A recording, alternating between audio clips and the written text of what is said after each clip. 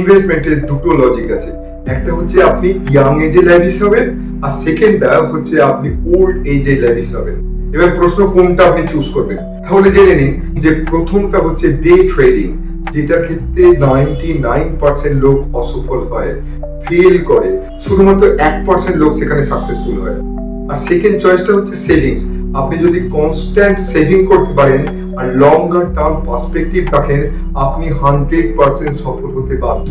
আর এটার ক্ষেত্রে যখন আপনি ইয়াং, তখন যে ল্যাভিশ লাইফটা লিড করতে চান না, সেই ল্যাভিশ লাইফটাকে একটু যদি কনসিডার করেন, একটু যদি কনস্ট্যান্ট এসআইপি কে মেনটেন করতে পারেন, তাহলে আপনি নিশ্চিত থাকবেন যে আপনি 100% সফল হবেন।